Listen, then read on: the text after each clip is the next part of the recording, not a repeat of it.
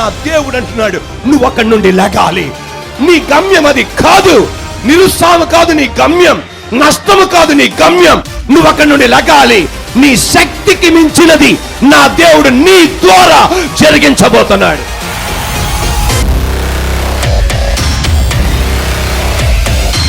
Jesus the great high priest.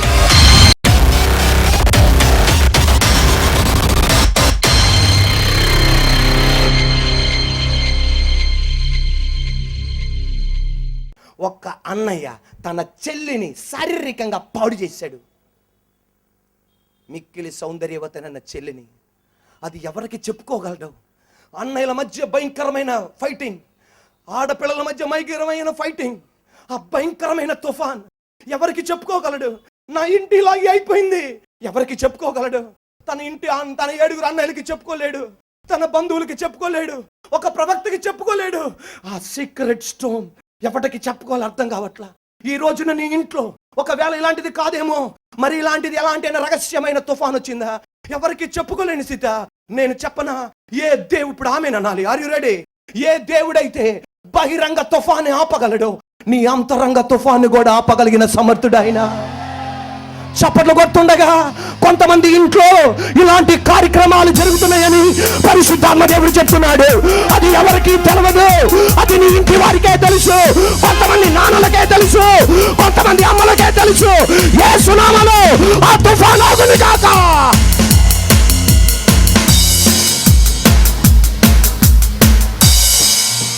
నిద్ర పట్టని కుటుంబ సభ్యులు, నిద్ర పట్టని అక్కా చెల్లెలు, నిద్ర పట్టని అమ్మలు నాన్నలు.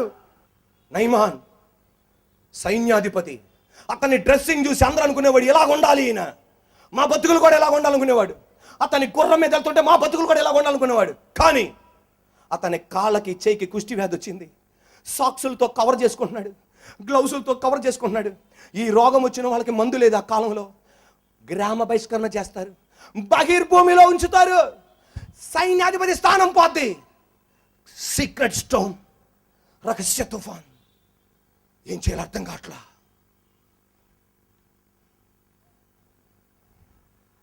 ఒక చెల్లి చెప్తున్న సాక్ష్యం, వివాహ నిశ్చితార్థమైంది, ఇంకా 2 నెలల వివాహం, పెళ్లి కార్డులు కొట్టేశారు. ఈ చెల్లి దగ్గుతుంది. అమ్మ నాన్న హాస్పిటల్ తీసుకెళ్లారు. ఈమెకి టీబీ అని చెప్పారు. డాక్టర్ గారు అన్నారు, అమ్మంది ఇంకొక 2 నెలల్లో వివాహం జరగబోతుంది అని. అమ్మంది ఇంకొక 2 నెలల్లో మా పాపకి వివాహం జరగబోతుంది. డాక్టర్ గారు అన్నారు, 2 నెలల లోపల గనక వివాహం జరిగిస్తే అది భర్తకు కూడా వస్తుంది, తద్వారా పిల్లలకు కూడా వస్తుంది. 1.5 సంవత్సరం ఆపేసేసి పెళ్లి చేయండి అన్నాడు. ఎక్కడన్నా పిల్లల జరిగిద్దా? డాక్టర్ గారు అలాగన్నారు. మంచిగా చెప్పారు డాక్టర్ గారు.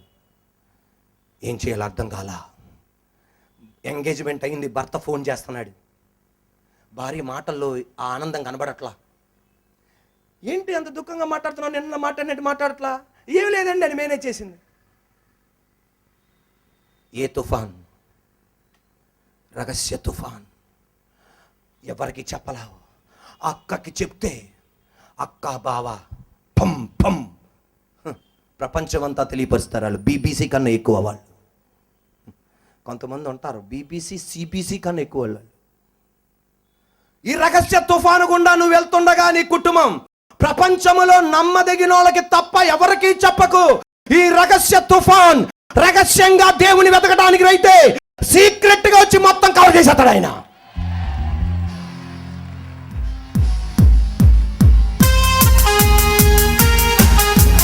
చెప్పలు పడిపోతే అట్లదా?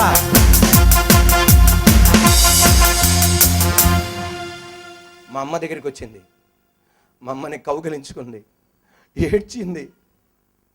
అమ్మ ఇలాగైపోయింది నా బతుకు. మా అమ్మ ప్రవచనాత్మక ఒక మాట చెప్పింది,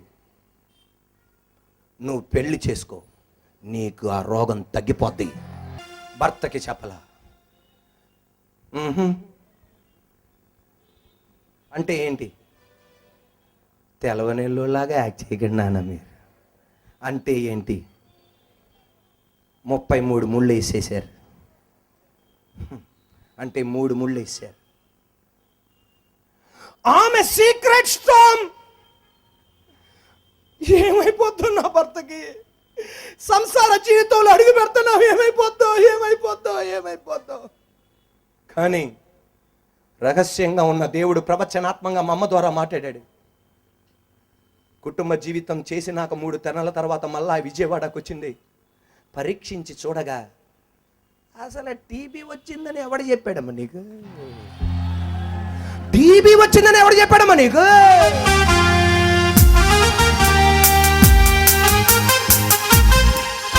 రిపోర్ట్ చూపెడితే ఈదికి దీనికి అసలు పొత్తే లేదమ్మా.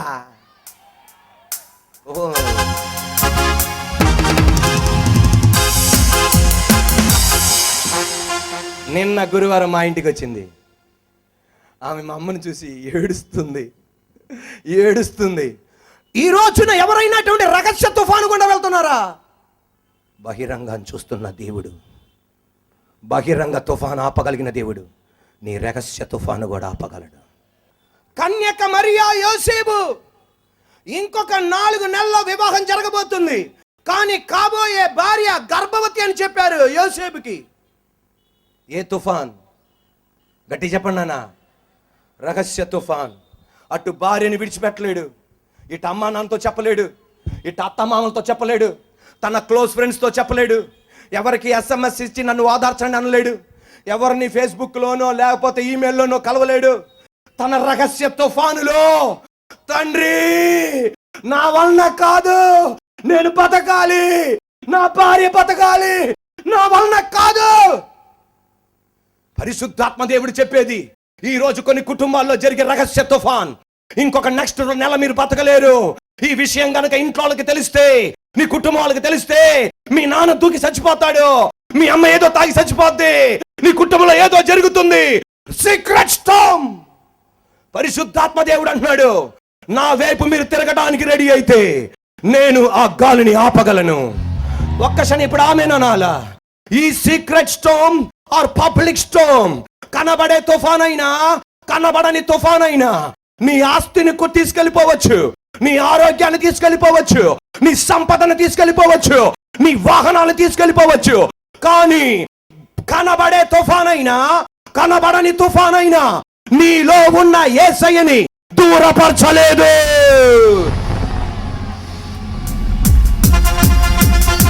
నా రోమాలని షాపడుతున్నాయి. చప్పట్లు కొడుతుండగా ఈ రోజు నీ గుండెలో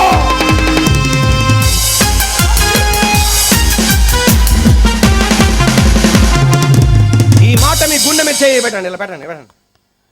చెప్పండి, యేసునామములో. అదేంటో నాన్న గట్టిగా, యేసునామములో కనబడే తుఫాన్ అయినా కనబడని తుఫాన్ అయినా నా ఇంట్లో ఉన్న ఆరోగ్యం తీయొచ్చు, ఆస్తిని తోసేయవచ్చు, బిల్డింగ్లు కూలిపోవచ్చు, వాహనాలు పోవచ్చు, కానీ నాలో, గట్టిగా, నాలో ఉన్న యేసయ్యను ఏ గాలి తరిమి కొట్టలేదు. గుడ్.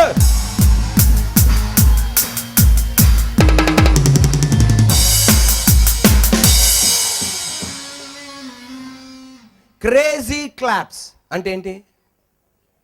పిచ్చొచ్చినోడిగా. ఏ పిచ్చి? బెజవాడ పిచ్చి, విశాఖపట్నం పిచ్చి కాదు, యేసయ్య పిచ్చి. అరేడే, నీలో ఉన్న యేసయ్యని ఏ గాలి తరిమి కొట్టలేదు.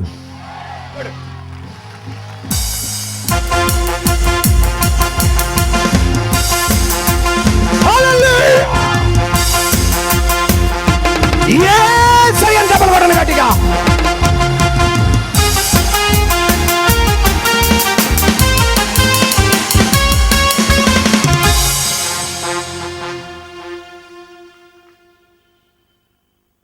పరిశుద్ధాత్మ దేవుడు చెప్పేది, బయటికి నవ్వుతూ కనబడుతూ, బయటికి అందరినీ నవ్విస్తూ, బయటికి అందరి ఎదుట నీలాంటోడు ఇంకొకడు లేడు అని మెచ్చుకోదగిన జీవితం చేస్తున్నట్లు నువ్వు నటిస్తూ సొంత భార్యని తంటున్న నువ్వు, సొంత బిడ్డల్ని తంటున్న నువ్వు, సొంత అమ్మని తంటున్న నువ్వు, సొంత నాన్న తంటున్న నువ్వు, బయట ప్రపంచానికి నువ్వు గొప్పోడుగా కనబడుతున్నావు. కానీ నీ గుండెల్లో ఉన్న రహస్య తుఫాన్, నువ్వు చేస్తున్న పాపం, నువ్వు చేస్తున్న కీడు, నువ్వు చేస్తున్న అనేకమైన చండాల కార్యాలు నిన్ను పీడించేస్తున్నాయి.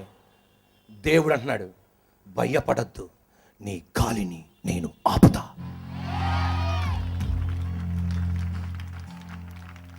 అపోస్తలుడైన పౌలు యేసయ్యని నమ్ముకున్నాక, యేసయ్యని నమ్ముకోకముందు కాదు రోమా పత్రిక రాసింది. యేసయ్యని నమ్ముకున్నాక, గుర్రము నుండి కిందకి పడినాక, దేవుడు అతన్ని దర్శించినాక, 3 సంవత్సరాలు ట్రైనింగ్ పొందినాక, దేవుని దర్శనం చూసినాక ఒక మాట అంటాడు, దాచుకోకుండా భక్తిగా ఉండాలనుకుంటున్నాను, భక్తిగా ఉండలేకపోతున్నాను. యథార్థంగా ఉండాలనుకుంటున్నాను, యథార్థంగా ఉండలేకపోతున్నాను. సత్యంగా ఉండాలనుకుంటున్నాను, సత్యంగా ఉండలేకపోతున్నాను. మంచిగా ఉండాలనుకుంటున్నాను, మంచిగా ఉండలేకపోతున్నాను. పరిశుద్ధంగా ఉండాలనుకుంటున్నాను, పరిశుద్ధంగా ఉండలేకపోతున్నాను. నాలో ఒక రహస్య తుఫాన్. సర్వశక్తి కలిగిన దేవుడు దర్శించి ఆ తుఫాన్ ఆపన్నాడు. నేను క్రీస్తును పోలి నడుచుకున్నట్లు మీరు కూడా నడుచుకునడి అన్నాడు. నా రోమాలని సాత్పడుతున్నాయి. ఉండండి.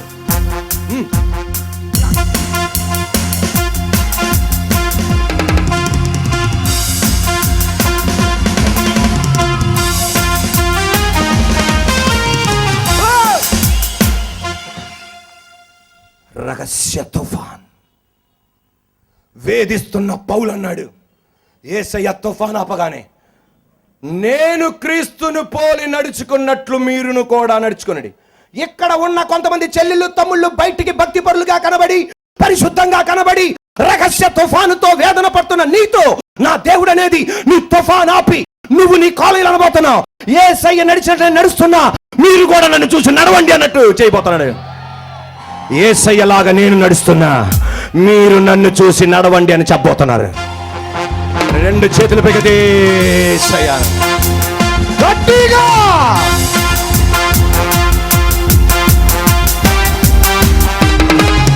గాలి ఆగు, నీ ఇంటిలో చెలరేగుతున్న గాలి, కనబడని గాలి. Are you ready? ఒడ్డున ఉన్న తుఫాన్ వస్తుంది, నదిలో ఉన్న తుఫాన్ వస్తుంది. కానీ నదిలో ఉన్న థ్రిల్లింగ్ వేరే, ఒడ్డున ఉన్న థ్రిల్లింగ్ వేరే. ఇప్పుడు ఒడ్డున ఉండటానికి ఇష్టపడతారా, నదిలో ఉండటానికి ఇష్టపడతారా అన్న వాళ్ళు చేయి పైకెత్తండి. అయితే తుఫాన్ వస్తుందమ్మా, చేయించేస్తున్నారు చూడండి. మళ్ళీ తుఫాన్ వస్తుంది, కానీ వజ్రాలు దొరుకుతాయి నీకు. మామూలు కాదు. ఏంటంటే గొర్రకలు దొరకవు. కాకినాడ వెళ్ళా, నా అంత బారు ఉంది ఒక చేప, అలాంటివి దొరుకుతాయి నీకు. 100 రాబడి కాదు, లక్షల రాబడి. 100 ఆత్మలు కాదు, 1000 ఆత్మలు కాదు, లక్షల ఆత్మలు దేవుడు తను కూడా తీసుకొస్తాడు ఆయన.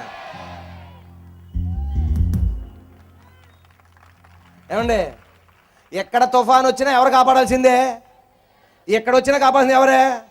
అదేదో అడిగేత్త పోలా.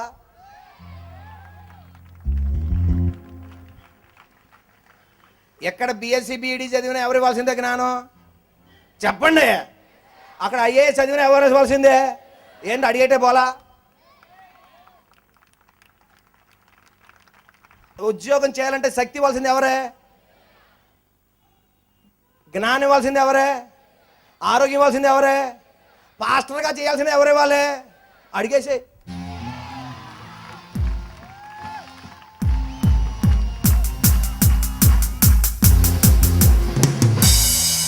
పెళ్లి చేసుకోకపోయినా పెట్టాల్సింది ఎవరే? అమ్మా నాన్నల ద్వారా ఎవరే? యేసయ్య. పెళ్లి చేసుకున్నా మరి అడుగు పెట్టే. అమ్మా మీరు అంటున్నారు నాటికి అన్నాం అన్నా పెళ్లి చేసుకోమని అని నవ్వుతారు చూడండి మా తమ్ముళ్ళు ఎదురు కూర్చున్న వాళ్ళు. నాటికి అన్నామన్నా. అరే రెడీ. పెళ్లి చేసుకోపోయినా ఎవరు చూసుకోవాల్సిందే? మీ అమ్మ నాన్న ద్వారా. పెళ్లి చేసుకున్నా అడిగట్టే. ఇంటర్మీడియట్ చదివినా ఎవరు ఇవ్వాల్సిందే జ్ఞానం? సిఏ చదివినా అడిగట్టే. 10 మందికి ప్రసంగం చేయాలన్నా వాక్యం ఎవరు ఇవ్వాల్సిందే? 1,00,000 మందికి కూడా అడిగట్టే.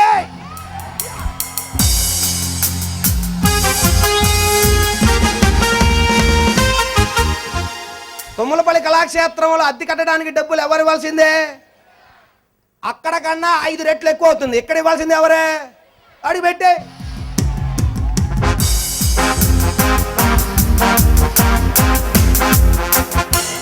సిటీ కేబుల్కి డబ్బులు కట్టాల్సిన ఎవరు ఇవ్వాల్సిందే? ఇప్పుడు దాదాపు 10 ఛానల్లో కొన్నాం, ఇప్పుడు కూడా ఎవరు ఇవ్వాల్సిందే? ఇక దేవుడి చిత్తం అయితే శుభవార్త ఆరాధన ఛానల్లో ప్రతిరోజు రావాలని ప్లాన్ చేస్తున్నా.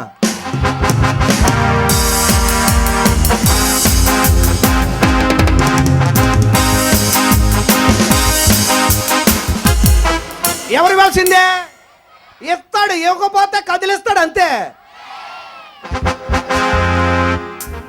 ఎక్కువ రోజులు ఆగను, దన్మని మా అమ్మగారిని మా తమ్ముడిని అడిగి దూకేస్తున్నాను. 10 సెంట్లు స్థలం కొనాల్సిందా? డబ్బులు ఎవరు ఇవ్వాల్సిందే? 5 ఎకరాలు కొనాల్సిందా? ఎవరు ఇవ్వాల్సిందే? దూకేస్తున్నాం అంతే. వేసి రక్తంలో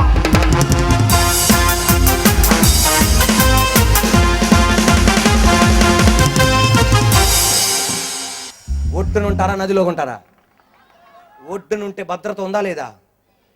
కానీ భద్రత ఇచ్చేది ఎవరే? అక్కడున్న భద్రత ఇచ్చేది ఎవరే? పేతురు పడవలో ఉన్నాడు.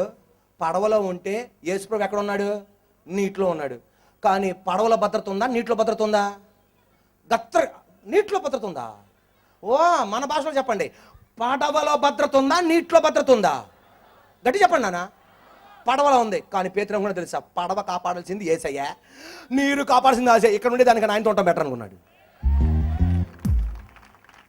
అరి రెడీ? యోనా రకశిక్ష తుఫాను గుండా వెళ్తున్నాడు. నా దేవుడు బయటికి తీసుకొచ్చాడు, అద్భుతంగా వాడుకున్నాడు. ఈ రోజున రహస్య తుఫాను గుండా వెళ్తున్న నిన్ను దర్శిస్తాడు. 3, నువ్వు ఎంతగా అభివృద్ధి పొందుతావో అంతగా అభివృద్ధి పొందు. 3, నువ్వు ఎంతగా అభివృద్ధి పొందాలనుకుంటున్నావు అంతగా అభివృద్ధి పొందు. నా దేవుడు అసూయపరుడు కాడు. సరిపోలా ఆమె నువ్వు చెప్పడం సరిపోలా. ఏ గురువు అన్నా 10 విద్యలు వస్తే 9 నేర్పుతాడు. ఎందుకంటే లేచిపోతాడు బాబు పైకని. ఆ గురువు ఇంకొక 8 నేర్పుతాడు, ఆ గురువు ఇంకొక 7 నేర్పుతాడు. చివరి ఆఖరికి ఏమన్నది ఆడికి.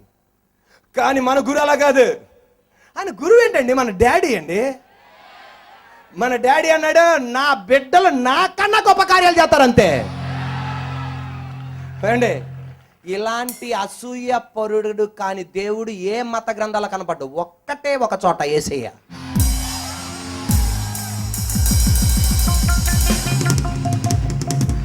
ప్రసంగం చేస్తున్నా నాకు అసూయ ఉంది, ప్రసంగం వింటున్నా మీకు అసూయ ఉంది, మీకు అసూయ ఉంది, మీకు అసూయ ఉంది. కానీ యేసయ్యకి లేదు. దేవుడు అంటున్నాడు, నువ్వు ఎంతగా అభివృద్ధి పొందుతావో అభివృద్ధి పొందు, నేను నీతో ఉంటా. పాదాల దాకా కమాన్, నేను నీతో ఉంటా. ఒడ్డున ఉంటావా? ఉండు, నేను నీతో ఉంటా. పాదాల దాకా కమాన్, నువ్వు ఉంటా. మోకాల్లోతా కమాన్ ఉంటా. ఒడ్డున నేను నీతో ఉంటా. ఆమె స్లో చెప్పాలా. ఒడ్డున నేను నీతో ఉంటా, పాదాల్లోతా నీతో ఉంటా, మోకాల్లోతా నీతో ఉంటా, నడువులోతా నీతో ఉంటా, ఏదాలా నీతో ఇస్తా. దేవుడు ఉన్నాడు, ఛాలెంజ్. నువ్వు ఎంత గెలాలనుకుంటావు చూడుకో, నేను నీతో వస్తా.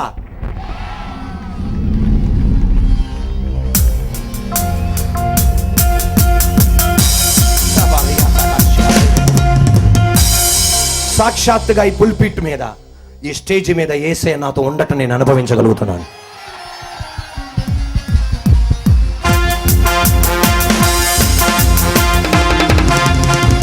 నేను నీతో వస్తా. ఛాలెంజ్. ఎంత పైకి వెళ్తావో పరలోకం అంత పైకి వస్తావా? రా, నీతో పడి నేను వస్తా, నీతో అంటాడు. కమాన్, నీతో నేను వస్తా. ఒడ్డున ఉన్నప్పుడు, దూరంగా యేసయ్యను వెంబడిస్తున్నప్పుడు ఆయన నీతో ఉంటాడు. పాదాల లోతు ఆయన నీతో ఉంటాడు. మోకాల లోతు నీ ప్రార్థన అనుభవంలో ఆయన నీతో ఉంటాడు. నీ తగ్గింపు జీవితంలో ఆయన నీతో ఉంటాడు. నడువు లోతు, రీప్రొడక్టివ్ జోన్ అంటారు దీన్ని. అంటే ఉత్పత్తి అయ్యే జోన్. ఇతరులను దేవుని వైపు తిప్పుతున్నావా? నేను నీతో ఉంటా. ఏదడం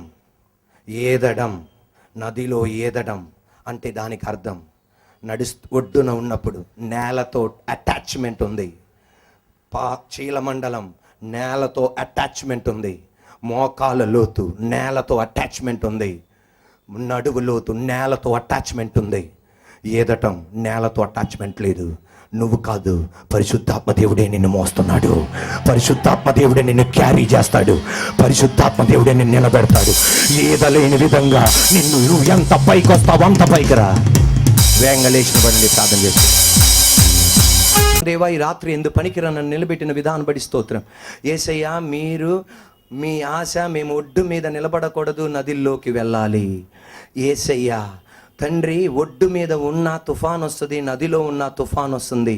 ఒడ్డున ఉన్నా కాపాడేది నువ్వు, నదిలో ఉన్నా కాపాడేది నువ్వు. యేసయ్యా, నువ్వు మాకు ఛాలెంజ్ చేస్తున్నావు. నువ్వు ఎంతగా అభివృద్ధి పొందాలని ఆశిస్తున్నావో రా, నేను నిన్ను అక్కడ తీసుకెళ్తా. తండ్రి, అంత మంచి దేవానికి స్తోత్రం. ఆ పరిశుద్ధాత్మ దేవా, ఈ రాత్రి వేళ ఎందుకు పనికి నన్ను వాడుకున్న విధానం బట్టి స్తోత్రం. పరిశుద్ధాత్మ దేవ, ఈ రాత్రి ఎందుకు పని నిలబెట్టి వాడుకున్న విధానం బట్టి స్తోత్రం. పరిశుద్ధాత్మ దేవ, ఈ రాత్రి ఎందుకు పని నిలబెట్టి వాడుకున్న విధానం బట్టి స్తోత్రం. నీకు మహిమ చెల్లిస్తూ యేసునామమున అడుగుతున్నాము తండ్రి.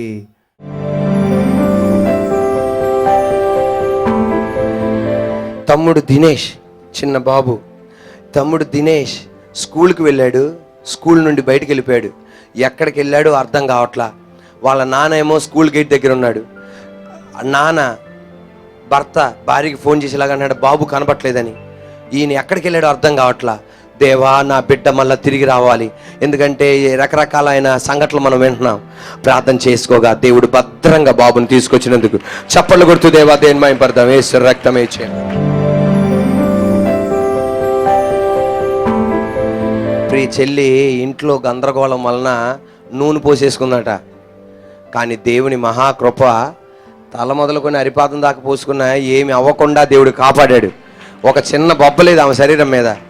ఎలా కాపాడాడో దేవునికే తెలవాలి, ఆమెకే తెలవాలా. కానీ దేవాది దేవుడు అలా కాపాడాడు. ఇంకెప్పుడు అలా చేసుకోకమ్మా, యేసయ్య నీకు భాగ్యం ఇచ్చి నడిపాడు. ఓకేనా?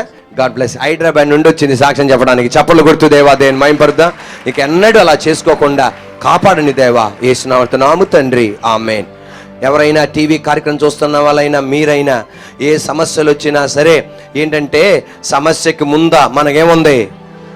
మరి ఎందుకమ్మా భయపడుతున్నారు? ఆల్రెడీ పరిష్కారం ఉంది. కొంచెం వేచి ఉండండి. వెంటనే రొట్టె కనపడకపోవచ్చు, వెంటనే నూనె కనపడకపోవచ్చు, కానీ కనపడేటి దేవుడు చేస్తాడు. God bless you.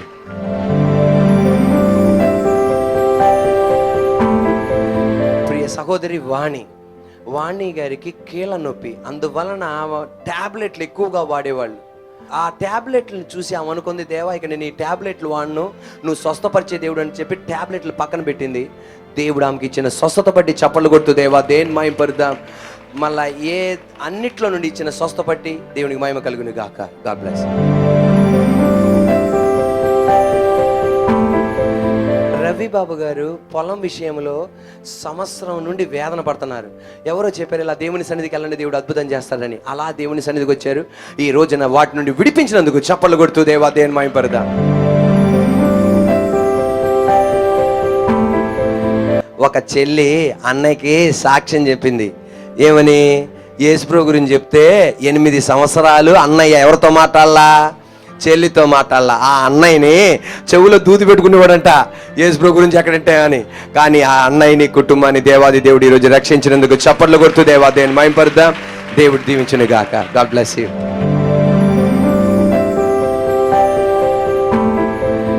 వీళ్ళ బాబుది సి బుక్, వాటికి సంబంధించిన అన్నీ పోయినాయండి. అవి దొరకడం కష్టంగా మారింది. కానీ అవి ఉంటేనే కుదురుతుంది. ప్రార్థన చేసుకోగా పోగొట్టుకున్న వాటన్నిటినీ దేవుడు మళ్ళీ తిరిగి అందుకునేట్టు చేసినందుకు చప్పలు కొట్టు దేవా దేవుని మహిమపడదాం.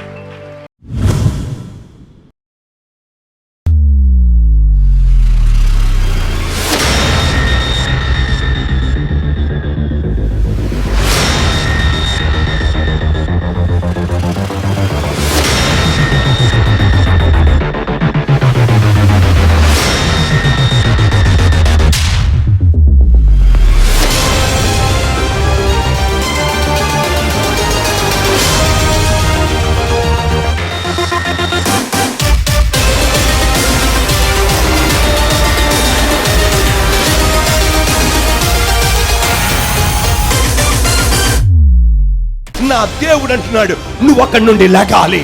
నీ గమ్యం అది కాదు. నిరుత్సాహం కాదు నీ గమ్యం, నష్టము కాదు నీ గమ్యం. నువ్వు అక్కడి నుండి లగాలి. నీ శక్తికి మించినది నా దేవుడు నీ ద్వారా జరిగించబోతున్నాడు.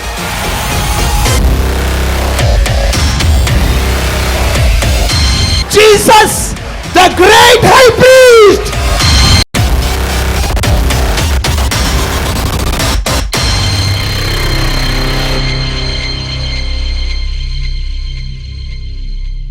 ఫిలదెల్ఫియా ఏజీ చర్చ్ వారు నిర్వహించు యేసుతో ఆరాధన Vijayawada Vidyadharapuram bypass road RTC depot ఎదురు రోడ్లోని ఫిలదెల్ఫియా ప్రార్థనా మందిరంలో జరుగును. దేవుని కృప వలన ప్రతి ఆదివారం 4 ఆరాధనలు జరుగును. మొదటి ఆరాధన ఉదయం 6 గంటలకు, రెండవ ఆరాధన ఉదయం 8 గంటలకు, మూడవ ఆరాధన ఉదయం 10 గంటలకు, 4వ ఆరాధన మధ్యాహ్నం 12 గంటలకు. రండి, యేసయ్య మీ నిందకు ప్రతిగా రెట్టింపు ఘనతనిచ్చును. మా ఫోన్ నంబర్లు 9701100400 మరియు 9704100400.